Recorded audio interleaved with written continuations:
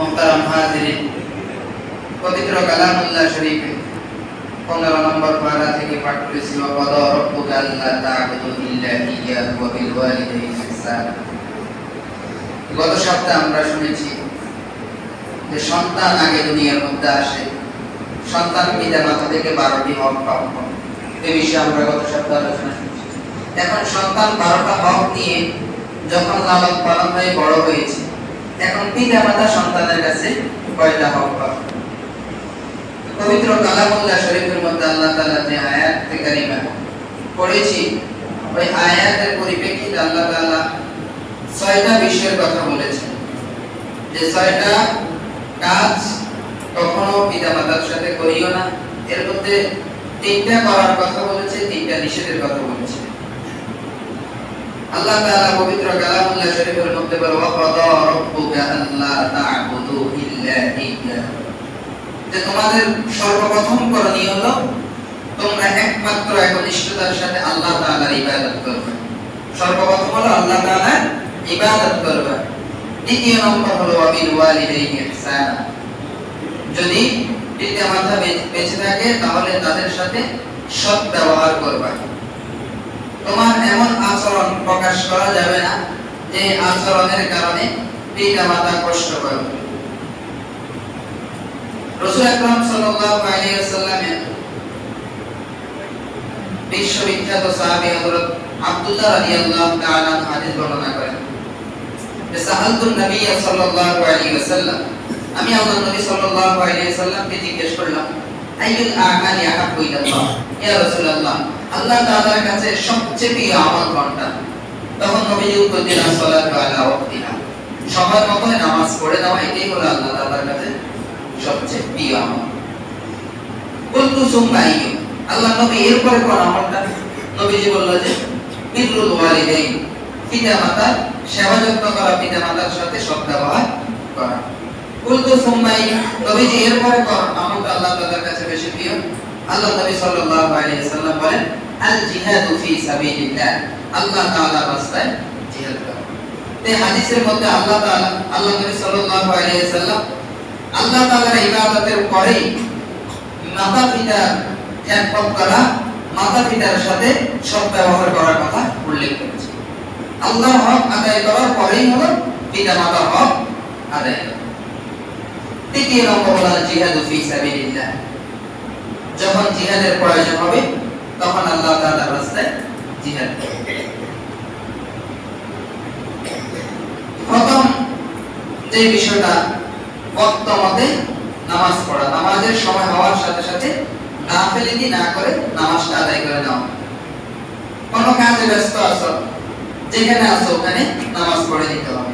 মসজিদে আসতে পারি না, বাসার মধ্যে হলো নামাজ কম, সময় মতো নামাজটা আদায় করতে হবে। এরপর হলো পিতামাতার সাথে সৎ ব্যবহার। আল্লাহ তাআলা পবিত্র কালামুল্লাহ শরীফের মধ্যে বলে, ওয়া ক্বাদা রাব্বুকা আল্লা তা'বুদু ইল্লা ইয়্যাহু ওয়া বিল ওয়ালিদাইনি ইহসানা, তোমরা তোমাদের পিতামাতার সাথে সদাচরণ করবা। ইম্মা ইয়াবলুগান্না ইনদাকাল কিবারা, যখন তারা বার্ধক্যের মধ্যে উপনীত হবে, এমন অবস্থায় যদি তারা তুমি থাকো, তাহলে তাদের সাথে ইম্মা ইয়াবলুগান্না ইনদাকাল কিবারা আহাদুহুমা আও কিলাহুমা ফালা তাকুল লাহুমা উফফিন, যদি পিতামাতার মধ্যে একজন অবশিষ্ট থাকে, আও কিলাহুমা, অথবা উভয়জন অবশিষ্ট থাকে, উভয়জন দুনিয়ার মধ্যে বেঁচে থাকে, ফালা তাকুল লাহুমা উফ। দ্বিতীয় নম্বর হক হলো তাদের কোনো আচার আচরণ যদি কষ্ট পাও, উফ শব্দ তুমি বলতে পারবে না। তুমি এক সময় ছোট ছিলা, যে সময় তুমি কথা বলতে পারতা না, যে সময় তুমি খাবার খাইতে পারতা না, মা বাপ কত কষ্ট করে তোমাকে লালন পালন করেছে, তোমার আচার আচরণে কখনো তারা উফ শব্দ বলেনি। উফ শব্দ যদি মা বাবা একবার সন্তানের প্রতি বলে, আল্লাহ তাআলা বলে তার আরশটা কেঁপে ওঠে। এই কারণে মা বাপ যখন বৃদ্ধ হয়ে যাবে, তাদের মস্তিষ্কটা ছোট পোলাপানের মতো হয়ে যাবে, এমন এমন কথা বলবে বাচ্চা পোলাপান যে কথাগুলো বলে না। বার্ধক্যের কারণে পিতামাতার মস্তিষ্কটা ছোট বাচ্চাদের মস্তিষ্কের মতো হয়ে যাবে, এমন অবস্থা তাদের কারণে। তাদের আচার আচরণে যদি কোনো কষ্ট পাও তাহলে ফালা তাকুল্লাহুমা উফ শব্দ বলবে না। 3 নম্বর হলো ওয়ালা তানহারহুমা, যখন তারা তোমাদেরকে কোনো কিছুর জন্য বলবে এটার জন্য তোমরা নিষেধ করিও না। এবং তানহারহুমা শব্দের অর্থ তাদেরকে তোমরা ধমক দিও না। একটা জিনিস আবদার করেছে বাপ আপনার কাছে, আপনি যতটুকু সম্ভব নিষেধ করতে পারবেন না, তাকে ভরসা দিতে হবে যে আচ্ছা এই জিনিসটা আমি দেখতেছি করতেছি। ফালা তানহারহুমা, অথবা আপনি এটা পালন করতে পারেন না, কমস কম ধমক তাদেরকে দিবেন না। ওয়ালা তানহারহুমা ওয়ালা তাকুল্লাহুমা কাওলান কারীমা, এবং তাদের সাথে কখনো তোমরা রূঢ় আচরণ করবে না। 5 নম্বর হলো কাওলান কারীমা, সব সময় তাদের সাথে সদাচরণ করবা, সব সময় তাদের সাথে নম্র ভাষা ভদ্র ভাষায় কথা বলবা। ওয়া কুর রাব্বিরহামহুমা কামা রাব্বায়ানি সগীরা। 6 নম্বর হলো পিতামাতা দুনিয়াতে বেঁচে থাকুক বা দুনিয়াতে না থাকুক সব সময় তাদের জন্য এই দোয়াটা করবা। রব্বে কারীম, তিনারা ছোটবেলা আমার প্রতি যেভাবে আচরণ করেছে, আমার সাথে যেভাবে আমাকে লালন পালন করেছে, আল্লাহ গো আজকে আপনিও তাদেরকে আপনার রহমতের চাদরের মধ্যে রেখে নেন। ওয়া কুর রাব্বিরহামহুমা কামা রাব্বায়ানি সগীরা। সগীরা অর্থ হলো ছোটবেলা, যখন আমি ছোট ছিলাম, ছোট অবস্থায় আমার সাথে তারা যেমন করেছে, আমাকে কখনো গালমন্দ করেনি, আমার প্রয়োজনগুলো সব সময় তারা মিটাইছে।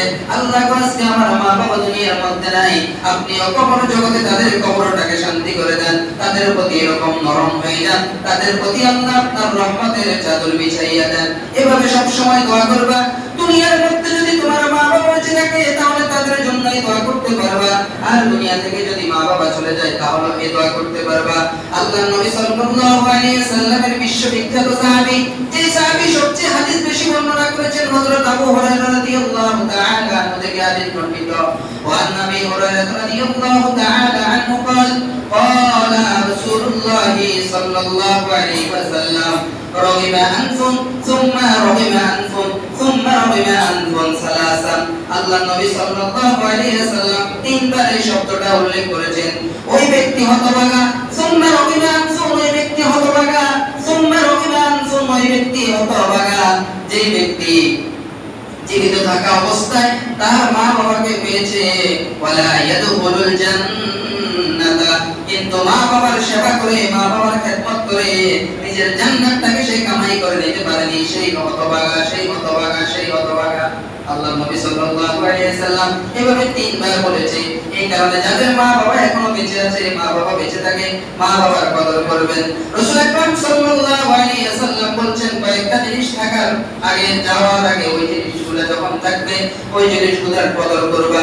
1 নম্বর হলো সম্পদ যখন থাকবে সম্পদের কদর করবা, অপচয় করবা না। চোখ যখন থাকবে চোখের মর্ম নিবা, এই চোখ দ্বারা গুনাহ করবা না।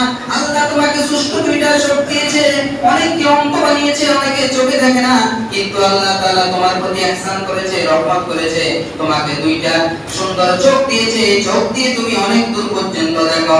এই চোখের পাওয়ার তোমাকে আল্লাহ কি পরিমাণ দিয়েছে, এই চোখ দিয়ে যখন আসমানের দিকে তাকাও এক নজরে আসমান পর্যন্ত দেখতে পাও।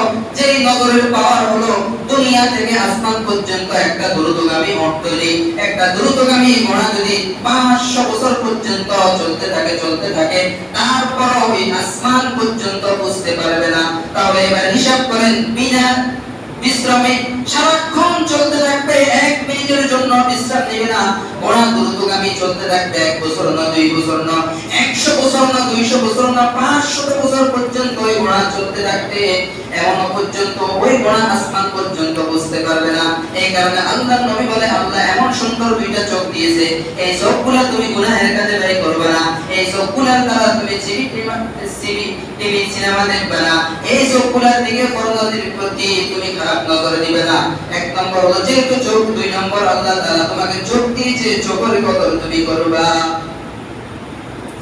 পিতামাতা জীবিত আছে, পিতামাতার জীবিত থাকা অবস্থায় পিতামাতার কদর করবা, কারণ পৃথিবীর সকল ভালোবাসার পিছনে একটা না একটা স্বার্থ লুকায়িত থাকে।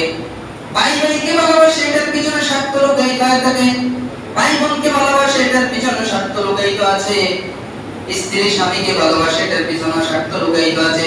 কিন্তু একমাত্র নিঃস্বার্থ ভালোবাসা যারা বাসে, পিতা মাতা সন্তানকে নিঃস্বার্থভাবে ভালোবাসে, কোনো স্বার্থ তার মধ্যে লুকায়িত নাই। যে সন্তান বড় হবে আমাকে খাওয়াইবে এরকম আশা করে কোনো পিতা মাতা কখনো সন্তান লালন পালন করে না। কেন? মানুষের হায়াতের তো কোনো গ্যারান্টি নাই। আল্লাহ নবী বলে নামাজের মধ্যে একদিকে সালাম ফিরাইতে পারবা, আরেকদিকে তুমি সালামটা ফিরাইতে পারবা কিনা এই পর্যন্ত তোমার হায়াতের গ্যারান্টি নেই। পিতা মাতা নিঃস্বার্থভাবে তোমাকে লালন পালন করেছে, তোমার সমস্ত হাজতগুলা, তোমার সমস্ত চাহিদাগুলা পিতা মাতা পালন করেছে, আদায় করেছে। আজকে পিতা মাতা বার্ধক্য উপনীত হয়েছে, অতএব তাদের থেকে যদি কোনো কষ্ট পাও, ফালা তাকুল্লাহুমা উফফিন ওয়ালা তানহারহুমা ওয়া কুল্লাহুমা কাওলান কারীমা।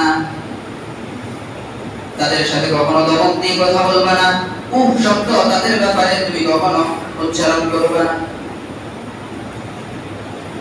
রাসূল আকরাম সাল্লাল্লাহু আলাইহি ওয়াসাল্লাম বলেন, যে ব্যক্তি মা বাপ দুনিয়াতে থাকাকালীন অবস্থা তাদের সেবা যত্ন করে তাদের থেকে দোয়া নিতে পারেনি, সে হতভাগা, সে হতভাগা, সে হতভাগা।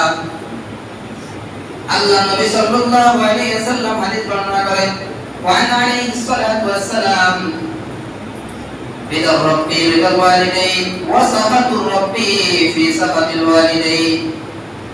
স্বয়ং যদি তুমি আল্লাহকে খুশি করতে চাও তাহলে তোমার পিতা মাতাকে খুশি করো। বিদাল রাব্বি বিদাল ওয়ালিদাইন, যে সন্তানের প্রতি তার পিতা মাতা সন্তুষ্ট আছে, খুশি আছে, স্বয়ং আল্লাহ তাআলা তার প্রতি খুশি আছে। সুবহানাল্লাহ। ওয়াফি সাফিত ওয়াসাফিতার রাব্বি ফি সাফিতাল ওয়ালিদাইন, আর যে সন্তানের প্রতি তার পিতা মাতা রাগান্বিত, আল্লাহ তাআলা স্বয়ং ওই সন্তানের প্রতি নিজেই রাগান্বিত। এই কারণে এই হকগুলা সঠিকভাবে আমরা পালন করতে হবে। রাসূল আকরাম সাল্লাল্লাহু আলাইহি ওয়াসাল্লামের কাছে এক সাহাবী আসলো, ওই সাহাবীর নাম হলো হযরত উসাইদ রাদিয়াল্লাহু তাআলা। রাওয়া মুসলিম শরীফের হাদিস, তিরমিজি শরীফের মধ্যে হাদিসটা আছে। ওয়া উসাইদ রাদিয়াল্লাহু তাআলা আনহু, হযরত উসাইদ রাদিয়াল্লাহু তাআলা আনহু থেকে হাদিস বর্ণিত, قال جاء رجل الى رسول الله صلى الله عليه وسلم, এক ব্যক্তি আল্লাহর নবী সাল্লাল্লাহু আলাইহি ওয়াসাল্লামের কাছে এসে জিজ্ঞেস করলো, ইয়া রাসূলুল্লাহ হাল বাকিয়া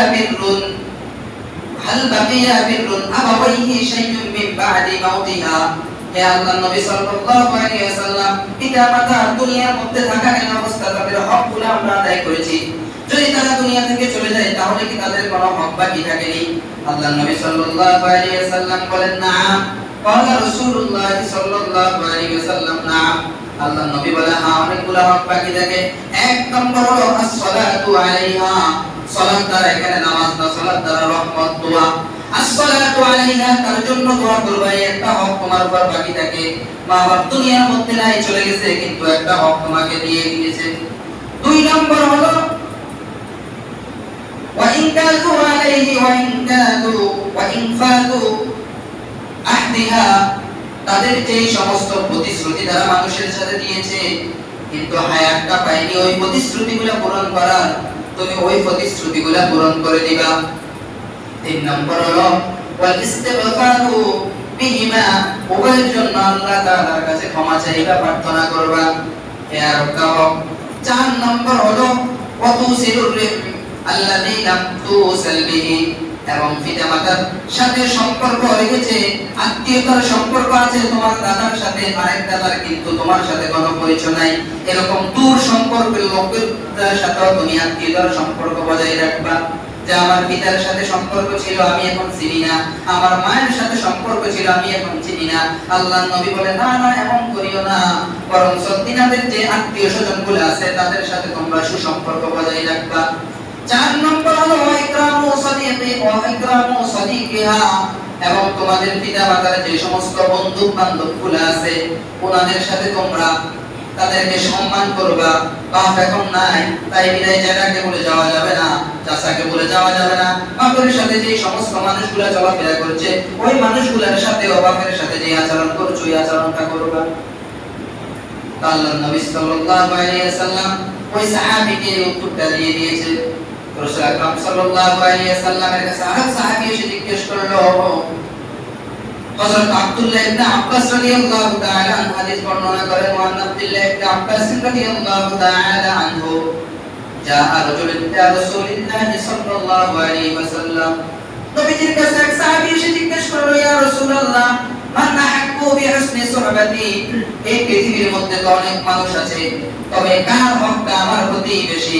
নবীজি উত্তর দিল, উম্মুকা সুম্মা আইয়ু, আল্লাহর নবী এরপর কার হক বলো উম্মুকা, সুম্মা আইয়ু বলে উম্মুকা, তোমার মা, তোমার মা, তোমার মা। এরপর ওই সাহাবী আবার জিজ্ঞেস করলো, সুম্মা আইয়ু, ও নবী গো এরপরে কার হকটা আদায় করতে হবে? বলে আবুকা, তোমার পিতার হক। ইয়া রাসূলুল্লাহ এরপরে কার হক? বললো যে নবীজি আজমাইন, এরপর হলো সমস্ত মানুষের হক। কারণ ছোটবেলা কেন আল্লাহ নবী সাল্লাল্লাহু আলাইহি ওয়াসাল্লাম মায়ের হকটাকে তিনবার উল্লেখ করেছেন, বাবার ব্যাপারে একবার বলেছেন। যখন তুমি ছোট ছিলা, তোমার মা তোমাকে 9টা মাস গর্ভের মধ্যে ধারণ করেছে, শরীরটা কত সময় কত খারাপ লেগেছে, কত বমি না করেছে, কত অস্বস্তিকরতা তোমার মায়ের শরীরের মধ্যে লেগেছে। বাপ চাকরির জন্য রিজিকের তাগিদে বিভিন্ন জায়গার মধ্যে ঘুরে ফিরে বেড়ায়, কিন্তু জনম দুঃখী মা তোমাকে সব সময় বুকের মধ্যে ধারণ করে, তার বুক থেকে দুধ খাইয়ে তোমাকে লালন পালন করেছে, নিজে বিছানার মধ্যে শুয়েছে, তোমাকে শুকনা জায়গায় দিয়েছে, কনকনে শীত গভীর রাত্রে তুমি যখন প্রস্রাব করে দিয়েছ, তুমি যখন কান্না করা শুরু করে দিয়েছ, সকলে শুয়ে আছে, সকলে ঘুমিয়ে আছে, কেউ আরামের ঘুমকে আরাম করে না, কিন্তু তোমার জনম দুঃখিনী মা ওই একটা সময় সব কিছু ত্যাগ করে ওই কম্বলটাকে দূরে সরাইয়া তোমার বিছানায় তুমি যে প্রস্রাব করেছো, তুমি যে পায়খানা করেছো, ওইগুলা পরিষ্কার করেছে, তুমি এখানে প্রস্রাব করে দিয়েছো, তোমার মা তোমাকে শুকনা জায়গায় শুয়েছে, ওই ভিজা জায়গাটার মধ্যে শুয়েছে, তোমাকে 2টা বছর নিজের বুকের থেকে দুধ পান করিয়েছে, তোমার সুখে দুঃখে তোমার মা সব সময় ছিল। এই কারণে তোমার মায়ের হকটাকে আমি 3বার উল্লেখ করেছি, আর বাবার হকটাকে একবার উল্লেখ করেছি। আজকে তো আমাদের মাঝে যে বিপরীত দেখা যায়, যখন বড় হয়ে যায় তখন মা বাপ কি জিনিস এটা আর চেনে না, মা বাবাকে দেওয়ার সময় হিসাব করে দেয় যে আমার ভাই এটা না দিলে আমি দিব না, আমার ভাই মাছটা আছে, মাছটা দিলে আমি দিব না, এটা দিব না। আর মা যখন তোমাকে দুধ পান করাইছে, একটা বারো তো ভাগ করে যে আমি এখন খাওয়াইছি, দুপুরে খাওয়াবো না, দুপুরে খাওয়াইছি, বিকেলে খাওয়াবো না। কারণ যখন তুমি কান্না করেছো, তখন সাথে সাথে তোমার মা নিজের আরামের ঘুমটাকে আরাম করে তোমাকে দুধ খাওয়ানোর জন্য সবসময় প্রস্তুত ছিল। আজকে মা বাবাকে দেওয়ার জন্য যারা হিসাব করো, তারা আল্লাহ তাআলার কাঠ করার মধ্যে সবসময় দণ্ডবান হতে হবে। কারণ মা বাপ কখনো তোমাকে খাওয়ানোর ব্যাপারে হিসাব করেনি, তোমাকে লালন পালন করার ব্যাপারে হিসাব করেনি। আল্লাহ তাআলা আমাদের সবাইকে হেফাজত করুন, আমিন। রাসূল আকরাম সাল্লাল্লাহু আলাইহি ওয়াসাল্লাম কয়েকটা দৃষ্টান্ত দিয়েছে যে পিতা মাতার দোয়াটা করার সঙ্গে সঙ্গে আল্লাহ দোয়া কবুল করে নেন। আর পিতা মাতা বদদোয়া দেওয়ার সাথে সাথে আল্লাহ তাআলা বদদোয়াটা কবুল করে নেন। আল্লাহ নবী সাল্লাল্লাহু আলাইহি ওয়াসাল্লাম একদিন সাহাবায়ে কেরামের বিশাল একটা জামাত নিয়ে একটা কবরস্থানের পাশ দিয়ে যাইতেছে। হঠাৎ করে নবীজির নজরটা ওই কবরের মধ্যে পড়েছে, কবরস্থানের ভিতরে পড়েছে। হঠাৎ দেখতেছে একটা কবরের ভিতরে দাও দাও করে আগুন জ্বলতেছে, আর নবীজি ওই দিকে তাকাই রয়েছে এবং ওই লোকটা চিৎকার করতেছে, বাঁচাও বাঁচাও, আমাকে বাঁচাও। আল্লাহ নবী সাল্লাল্লাহু আলাইহি ওয়াসাল্লাম চোখের পানি আর ধরে রাখতে পারেনি যে কবরস্থানের ভিতরে আযাব চলতেছে। নবীজি বলল যে এই কবরটা কার? তখন সাহাবায়ে কেরাম বলল যে এই কবরটা হলো অমুকের ছেলে অমুকের। বলল যে ওনার পিতা কি বেঁচে আছে? বলল যে না। ওনার মাতা কি বেঁচে আছে? বলল যে হ্যাঁ ওনার মাতা বেঁচে আছে। বলল যাও ওনার মাতাকে তোমরা ডেকে নিয়ে আসো। তখন ওই মা যখন কবরস্থানের পাশে আসলো, আল্লাহর নবী সাল্লাল্লাহু আলাইহি ওয়াসাল্লাম বলে, বৃদ্ধ মা গো, আপনার সন্তানের কবরের ভিতরে আযাব চলতেছে, আপনার সন্তানটাকে আগুনের মধ্যে পোড়াইতেছে আর সে চিৎকার দিতেছে। তখন ওই জনমদগ্নি মা বলল যে আমি বিশ্বাস করি না, তাকে আযাব দেখ আমার কোনো অসুবিধা নাই, তাকে আগুনের মধ্যে পোড়াক আমার কোনো অসুবিধা নাই, আমি তাকে কখনো ক্ষমা করব না। বলল যে মা এমন কি অপরাধ করেছে যে অপরাধের কারণে আজকে আপনার সন্তান কবরের মধ্যে আযাব ভোগ করতেছে? তখন ওই মহিলা বিশ্বাস করতেছে না। নবী করিম সাল্লাল্লাহু আলাইহি ওয়াসাল্লাম তো সমস্ত বিষয়ে আল্লাহ তাআলা রাসূল আকরাম সাল্লাল্লাহু আলাইহি ওয়াসাল্লামকে শক্তি দিয়েছেন। নবীজি নিজে দেখতেছে কিন্তু মহিলা দেখতেছে না। নবীর চোখ আর মহিলার চোখ তো কখনো এক সমান হইতে পারে না। আল্লাহ নবী সাল্লাল্লাহু আলাইহি ওয়াসাল্লাম বলল মা আপনি আমার পাশে এসে দাঁড়ান। তখন ওই বৃদ্ধ মহিলা নবী করিম সাল্লাল্লাহু আলাইহি ওয়াসাল্লামের পাশে এসে দাঁড়ালো। আল্লাহ নবী সাল্লাল্লাহু আলাইহি ওয়াসাল্লাম হাদিসের মধ্যে আছে আঙ্গুলগুলোকে এইভাবে দিয়েছেন আর বলল আমার আঙ্গুলের ফাঁক দিয়ে আপনি আপনার সন্তানের কবরের দিকে তাকান। নবীজির বরকতি হাতের আঙ্গুলের ফাঁক দিয়ে যখন ওই মহিলা কবরের দিকে তাকাইলো, হঠাৎ দেখতেছে তার ছেলে চিৎকার দিতেছে আর কবরের মধ্যে আযাব চলতেছে, আগুন জ্বলতেছে। ছেলে বলতেছে আমাকে বাঁচাও, আমাকে ক্ষমা করো, আমাকে ক্ষমা করো। যখন তুমি মা ওই একটা করুণ সময় আর বিদ্যা করতে পারেনি, সহ্য করতে পারেনি, বলল আল্লাহর রাসূল গো আমার সন্তান এমন কষ্ট আমাকে দিয়েছে, আমাকে এমন কষ্ট দিয়েছে, জীবনে প্রতিজ্ঞা করে নিয়েছি সন্তানকে কখনো মাফ করব না। কিন্তু নবী গো আপনি বলেছেন আর আমার সন্তানের কবরের মধ্যে এভাবে আযাব চলতেছে, আমি মা এক মুহূর্তের জন্য আর এখানে সহ্য করতে পারি না, আমি আমার সন্তানকে মাফ করে দিলাম আল্লাহর কাছে। আপনি বলেন আপনার আল্লাহ তাআলা যাতে করে আমার সন্তানের কবরে আযাবটা বন্ধ করে দেয়। মাফ করে দেওয়ার সাথে সাথে আল্লাহ তাআলা ওই কবরের মধ্যে আযাব বন্ধ করে দিয়েছে। কবরের মধ্যে আর এখন আগুন জ্বলতেছে না। তখন নবীজি আবার আঙ্গুল দিয়ে বলল যে মা আপনি মাফ করার সাথে সাথে দেখেন আপনার সন্তানের কবরের আযাব বন্ধ হয়ে গেছে। তখন বলল যে মা আপনার সাথে কি এমন বেয়াদবি করেছে যে বেয়াদবির কারণে আপনার সন্তান আজকে কবরের মধ্যে এত কঠিন শাস্তির সম্মুখীন হয়েছে? বলল যে আমার ছেলে বাহিরের মধ্যে থাকতো, কাজ কাম থেকে যখন বাসার মধ্যে আসতো আমার পুত্রবধূ সব সময় আমার বিরুদ্ধে নালিশ করত। ছেলে অনেক সহ্য করেছে, অনেক ধৈর্য ধরেছে, কিন্তু একদিন ভয়ের জ্বালা এমন ভাবে আমাকে মারধর শুরু করেছে, আমার গায়ের মধ্যে হাত তুলেছে, ওই ফাও দিয়ে আমাকে লাথি দিয়েছে। তখন সঙ্গে সঙ্গে নবী আমি কোনো বদদোয়া করিনি, শুধু একটা শব্দ বলেছি যে আল্লাহ তোমার বিচার একদিন করবে, আর আমি কখনো বলিনি যে তোকে জাহান্নামের আগুনের মধ্যে যাবা। বলল যে মা আপনি যে একটা শব্দ বলেছেন এই শব্দটা আল্লাহ তাআলা কবুল করে নিয়েছেন। এই কারণে পিতা মাতা থেকে আমরা 12টা হক নিয়ে নিব, 12টা হক আদায় করে আমরা বার্ধক্যের মধ্যে উপনীত হয়েছি, যুবক হয়েছি, বিবাহ পর্যন্ত করাই দেওয়ার হকটা আমরা আদায় করে নিয়েছি। একবারে ছোট থেকে শুরু করে সর্বপ্রথম উত্তম মা উপহার দেওয়া, 2 নম্বর আযান দেওয়া, ইকামত দেওয়া, আকিকা দেওয়া, উত্তম নাম রাখা, এরপরে সপ্তম দিনে মাথা মুন্ডন করা, নখ ফেলে দেওয়া, আকিকা দেওয়া। এই হকগুলো যখন পিতা মাতা পরিপূর্ণভাবে আমাদের জন্য আদায় করেছে, এখন আমরা বড় হয়ে তাদের অনেকগুলো হক আমাদের উপর রয়েছে, আমরা হকগুলো আদায় করতে হবে। হযরত আবু হুরায়রা রাদিয়াল্লাহু তাআলা হাদিস বর্ণনা করেন, বিশাল বড় হাদিস। হযরত রাসূল আকরাম সাল্লাল্লাহু আলাইহি ওয়াসাল্লাম আমিরুল মুমিনিন হযরত ওমর ফারুক রাদিয়াল্লাহু তাআলা কে বলল যে ওমর ফারুক আমি একদিন এই পৃথিবীর মধ্যে থাকব না, কিন্তু এমন একজন ব্যক্তি আসবে তুমি তার মাধ্যমে দোয়া করাই দিবা, তিনি মুস্তাজাবুদ দাওয়া, দোয়া করার সাথে সাথে আল্লাহ তাআলা তার দোয়াটা কবুল করে নেবে। এর আগের যে উপমাটা হলো মা বাবার বদদোয়ার কারণে কবরের মধ্যে আযাব হয়, এখন দোয়ার কারণে আল্লাহ তাআলা সন্তানের মর্যাদা কি পরিমাণ বাড়িয়ে দেয় এই হাদিসের মধ্যে নবীজি এটা উল্লেখ করেছেন।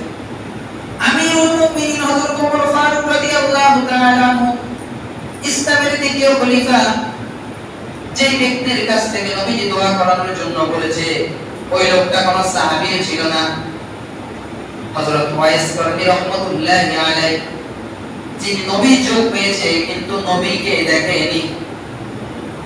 রাসূল আকরাম সাল্লাল্লাহু আলাইহি ওয়াসাল্লামকে যে ব্যক্তি জীবিত অবস্থায় ঈমানী হালতে দেখেছে তিনাকে শরীয়তের পরিভাষায় সাহাবী বলা হয়। ওই ওয়াইস করনি নামক যে লোকটা ছিল ওই লোকটা কোনো সাহাবী ছিল না। নবীজি যখন দুনিয়ার মধ্যে ছিলেন তখনও তিনি ছিলেন, কিন্তু তিনার বিদ্যমা অসুস্থ থাকার কারণে আল্লাহর নবী সাল্লাল্লাহু আলাইহি ওয়াসাল্লামের কাছে পত্র পাঠাইলেন ওয়াইস করনি, ইয়া রাসূলুল্লাহ ইয়া হাবিবাল্লাহ, আমার বিদ্যমা অসুস্থ, এই অবস্থায় আমি তো চাই, আমার মনটা চায় বারবার আপনার সাথে সাক্ষাৎ করতে, আপনার কদমে আমি উপস্থিত হতে। এখন এই মুহূর্তে আমার কি করণীয়? আমি যদি আপনার কাছে যাই তাহলে তিনাকে দেখার মতো, তিনার সেবা যত্ন করার মতো আর কেউ বাকি থাকবে না। আল্লাহর নবী সাল্লাল্লাহু আলাইহি ওয়াসাল্লাম বললেন যে না, তোমার আমার সাথে সাক্ষাৎ করা লাগবে না, তুমি তোমার মায়ের সেবা যত্ন করো। আর আল্লাহ তাআলার কাছে নবীজি দোয়া করে গেছে যে আল্লাহ আপনি তাকে মুস্তাজাবুদ দাওয়া হিসাবে কবুল আর মঞ্জুর করে নিয়েন। নবীজির ইন্তেকাল হয়ে গেছে। ইন্তেকাল হওয়ার পূর্বে আমিরুল মুমিনিন হযরত ওমর ফারুক রাদিয়াল্লাহু তাআলা আনহুকে আল্লাহর নবী বলে গেছে, ফারুক, বলো একদিন ইয়ামেনের নামক এলাকা থেকে এমন একজন ব্যক্তি আসবে, ওই ব্যক্তির নাম হবে ওয়াইস। যদি ওই ব্যক্তিকে তুমি পাও তাহলে তার হাতে তুমি দোয়া করাইয়া নিবা। সাহাবী হয়েও একজন সাধারণ মানুষের হাতে দোয়া করানোর জন্য বলেছে আল্লাহর নবী। ইয়ামেন থেকে অনেক ব্যবসা বাণিজ্যের কাফেলা মক্কার মধ্যে আসে। হযরত ওমর ফারুক রাদিয়াল্লাহু তাআলা সব সময় খবর নিতেন যে ওয়াইস নামক কোন ব্যক্তি এই কাফেলার মধ্যে আছে কিনা। বহুত কাফেলাকে পরীক্ষা নিরীক্ষা করার পর হঠাৎ একটি খবর আসছে যে ওয়াইস নামক একজন ব্যক্তি ব্যবসায়ী কাফেলার মধ্যে আছে। বলল যে আসেন আসেন, আপনার ব্যাপারে আল্লাহর নবী সাল্লাল্লাহু আলাইহি ওয়াসাল্লাম ভবিষ্যৎবাণী দিয়ে গেছে, আমার জন্য আপনি দোয়া করেন। ওয়াইস করনি রাহমাতুল্লাহি আলাইহি বলেন, ও আমিরুল মুমিনিন, আপনি হলেন ইসলামের দ্বিতীয় খলিফা, নবীজির সংস্পর্শে ছিলেন, নবীজিকে সব সময় দেখেছেন, আপনি জান্নাতের সুসংবাদ পেয়েছেন, আপনি আশারায়ে মুবাশশারার একজন, আমার মতো সাধারণ একজন মানুষের মাধ্যমে কেন আল্লাহর নবী দোয়া করাইতে বলছেন? ওয়াইস করনির হাতে ওই ব্যক্তি ওয়াইস করনি দোয়া করলো ওমর ফারুক রাদিয়াল্লাহু তাআলা আনহুর জন্য। তখন ওমর ফারুক রাদিয়াল্লাহু তাআলা বলল, আপনি জীবনে এমন কি আমল করেছেন যে আমলের কারণে স্বয়ং আল্লাহর নবী আপনার ব্যাপারে বলে গিয়েছে যখনই আপনি মক্কার মধ্যে আসবেন আপনার হাতে দোয়া করার জন্য। তখন এই যে ঘটনাটা ঘটেছে মায়ের দোয়ার বিষয়টা ওই ওমর ফারুক রাদিয়াল্লাহু তাআলা আমার কাছে বলেছে ওই সাহাবী। বলল যে আমি নবী করিম সাল্লাল্লাহু আলাইহি ওয়াসাল্লামের কাছে পত্র প্রেরণ করেছি, কিন্তু মায়ের দোয়া বলছে যে না, তোমার বৃদ্ধ মায়ের সেবা করো। আমি সেবা করার কারণে আল্লাহ তাআলা হয়তোবা এই কারণে আমাকে মর্যাদা দিয়েছে। সুবহানাল্লাহ। এই কারণে সব সময় দোয়া নিতে হবে। দোয়ার মাধ্যমে মানুষের অনেক সময় ভাগ্য পরিবর্তন হয়ে যায়। রিজিকের মধ্যে যে জিনিসটা আছে এর চেয়ে ভালো জিনিসের আল্লাহ তাআলা ব্যবস্থা করে দেয়। এই কারণে যাদের পিতা-মাতা বেঁচে আছে অবশ্যই সব সময় পিতা-মাতার দোয়া নিতে হবে। হযরত মুসা আলাইহিস সালামের কথা জানেন? মুসা আলাইহিস সালাম আল্লাহর কাছে প্রশ্ন করলেন, আল্লাহ গো, জান্নাতের মধ্যে আমার সঙ্গী কে হবে, আমার বন্ধু কে হবে? আল্লাহ তাআলা বললেন, মুসা নবী, আপনার জান্নাতের মধ্যে সঙ্গী হবে একজন কসাই যে সব সময় গোশত বিক্রি করে। মুসা নবী বললেন, নবী গো, আমি তো এটা সহ্য করতে পারি না, আমি একজন নবী, আমি একজন পয়গম্বর, আমার জান্নাতটা কসাইয়ের সাথে হবে, এটা কারণটা কি আমি জানতে চাই। তখন মুসা নবীকে আল্লাহ তাআলা জানিয়ে দিল যে অমুক জায়গার একজন কসাই আছে যে সে প্রতিদিন গরু জবাই করার পর প্রথম গোশতটা, প্রথম কলিজাটা তার পিতা-মাতার জন্য রেখে দেয়, আর পিতা-মাতা এই জিনিসটা খাওয়ার পর তার জন্য দোয়া করে, আর সঙ্গে সঙ্গে আমি আল্লাহ তার দোয়া করে কবুল করে নিলাম এবং মুসা নবীর জান্নাতের সঙ্গী হিসাবে তোমার জন্য কবুল করে নিলাম ওই ব্যক্তিকে। সুবহানাল্লাহ। এই কারণে সব সময় যতদিন পর্যন্ত বেঁচে আছে ততদিন পর্যন্ত কদর করবেন, কখনো দমক স্বরূপ আচরণ করবেন না, দেওয়ার সময় কখনো হিসাব করবেন না যে আমি কেন দিব। আপনার যতটুকু পরিমাণ সাধ্য আছে, যতটুকু পরিমাণ আপনার সামর্থ্য আছে ততটুকু দিবেন। আরেক ভাই দেয় কিনা, আরেকজন দেয় কিনা ওটার দিকে কখনো তাকাইবেন না। আপনার যদি আরেকটা সন্তান থাকতো, আপনার যদি 5টা সন্তান বেশি হতো, ওদেরকে তো খাওয়ানোর ব্যাপারে কখনো কৃপণতা করতেন না। তো মা বাবাকে খাওয়ানোর সময় কেন কৃপণতা করা হয়? অনেক জায়গায় এরকম দেখা যায়। এই কারণে নবী করিম সাল্লাল্লাহু আলাইহি সাল্লামের যে হাদিসগুলো আমরা শুনেছি, এই হাদিসগুলোর উপর আমল করব। আল্লাহ তাআলা পবিত্র কালামুল্লাহ শরীফের মধ্যে যে 6টা জিনিসের কথা বলেছে, এই 6টা জিনিসের উপর আমরা আমল করব।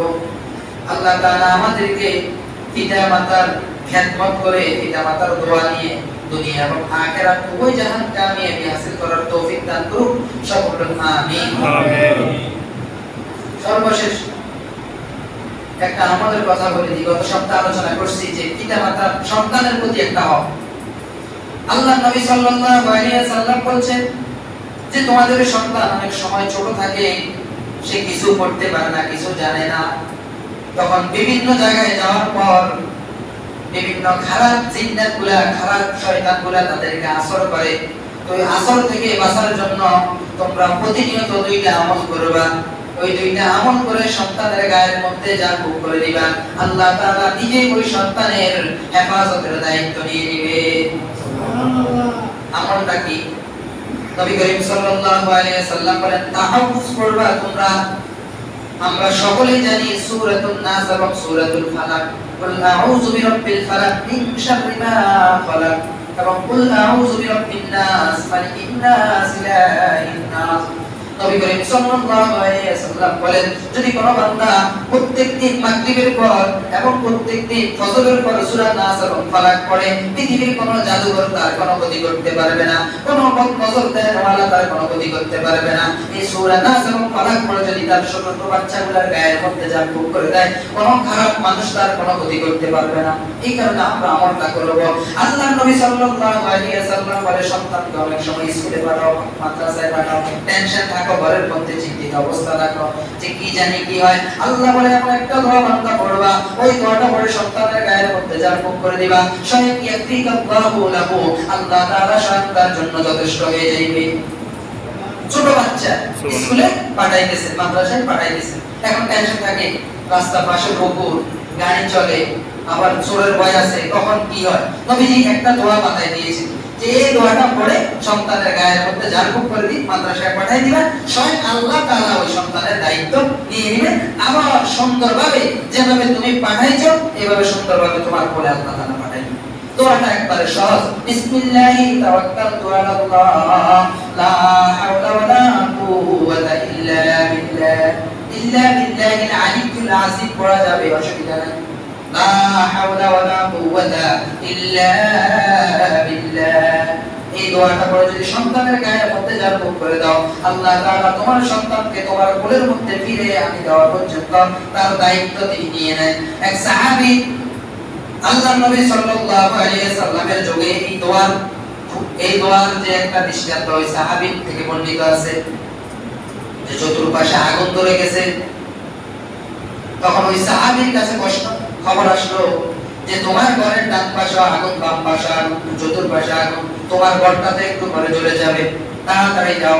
সাহেব বললো যে না না না, সবার ঘর জ্বলে যাইতে পারে কিন্তু আমার ঘর রক্ষা করবে আমার আল্লাহ। তো বললো যে তুমি কি আমল করেছো? বললো যে নবীজি বলেছে একটা দোয়া যদি পড়ে কেউ ঘর থেকে বের হয়, কেউ ঘরের দরজা বন্ধ করে, আল্লাহ তাআলা স্বয়ং ওই ঘরকে রক্ষা করার দায়িত্ব নিয়ে নেয়। দোয়াটা হলো একটু আগে যেটা বললাম, বিসমিল্লাহি তাওয়াক্কালতু আলাল্লাহ লা হাওলা ওয়ালা কুওয়াতা ইল্লা বিল্লাহ। যদি কোনো বান্দা এই দোয়া পড়ে ঘর থেকে বাইরে হয়, এই দোয়া পড়ে ঘরের দরজা বন্ধ করে, এই দোয়া অনেক ফজিলত যে আল্লাহ তাআলার উপর তাওয়াক্কুল করে আমি বের হইতেছি, আল্লাহ তাআলার উপর ভরসা করে আমি ঘরের দরজা বন্ধ করতেছি, এই ঘরের হেফাজতের একমাত্র দায়িত্ব নেবে আমার আল্লাহ।